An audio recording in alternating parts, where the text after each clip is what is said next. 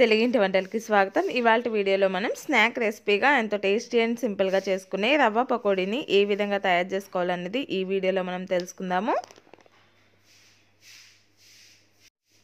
దీని తయారీ కోసం ముందుగా ఒక మిక్సింగ్ బౌల్ తీసుకుని అందులో ఒక 1 కప్ ఉప్మా రవ్వని వేసుకోవాలి. ఇప్పుడు ఇందులో కట్ చేసి పెట్టుకున్న 2 మీడియం సైజ్ ఉల్లిపాయలను వేసుకుందాం. అలాగే కట్ చేసుకున్న 2 పచ్చిమిరపకాయలు, కొద్దిగా కొత్తిమీరను కూడా వేసుకుందాము. ఇప్పుడు ఇందులో టేస్ట్కి సరిపడినంత సాల్ట్ని యాడ్ చేసుకుందాం.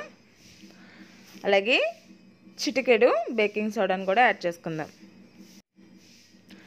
ఇప్పుడు ఇందులో ఒక 4 టేబుల్ స్పూన్ల పెరుగుని యాడ్ చేసుకుందాము. ఇవన్నీ వేసుకున్న తర్వాత ఒకసారి మొత్తం అంతా కూడా కలుపుకుందాం. చేత్తో మొత్తం అంతా కలుపుకుంటే బాగా కలుస్తాయి.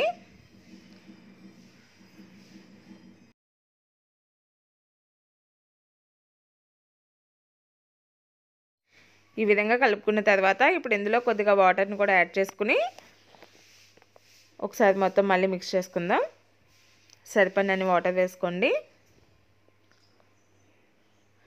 ఇలా కలుపుకున్న తర్వాత మూత పెట్టుకొని ఒక 5 నిమిషాల పాటు పక్కన పెట్టుకుందాం.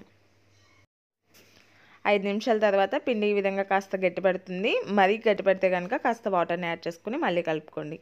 ఇప్పుడు స్టవ్ పైన డీప్ ఫ్రైకి సరిపడినంత ఆయిల్ని హీట్ చేసుకుందాము. ఆయిల్ హీట్ అయిన తర్వాత పిండిని కొద్ది కొద్దిగా తీసుకుని పకోడీలా వేసుకుందాం.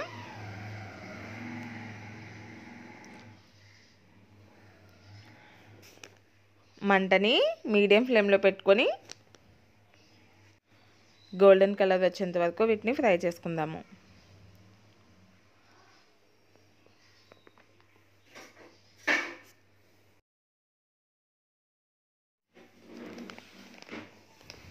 వీటిని 2 వైపులా కూడా మంచి కలర్ వచ్చేంత వరకు ఫ్రై చేసుకోవాలి. ఈ రవ్వ పకోడీ వేసుకోవడం చాలా సులువు. చాలా తక్కువ టైంలోనే వీటిని మనం ప్రిపేర్ చేసుకోవచ్చు. చూసారు కదా, మంచి కలర్ వచ్చాయి. ఇప్పుడు వీటిని టిష్యూ వేసిన పేపర్లోకి తీసుకుందాము. పిల్లలకి స్నాక్గా చేసి పెట్టాలనుకున్నప్పుడు అప్పటికప్పుడు ఈజీగా మనం వీటిని ప్రిపేర్ చేసుకోవచ్చు. ఇవి చాలా క్రంచీగా కూడా ఉంటాయి, చక్కగా కరకరలాడుతూ ఉంటాయి. వీటిని టమాటో సాస్తో తీసుకుంటే ఇంకా టేస్టీగా ఉంటుంది. చూసారు కదా, చాలా టేస్టీగా ఉండే ఎంతో సింపుల్గా తయారు చేసుకునే రవ్వ పకోడీని మనం ఏ విధంగా తయారు చేసుకున్నామో ఈ రెసిపీ కనుక మీకు నచ్చినట్లయితే మీరు కూడా తప్పకుండా ట్రై చేయండి. మీ ఫీడ్బ్యాక్ నాకు పంపించండి. ఇలాంటి మరిన్ని రెసిపీస్ కోసం తెలుగింటి వంటల్ని తప్పకుండా సబ్స్క్రైబ్ చేసుకోండి, లైక్ చేయండి, షేర్ చేయండి.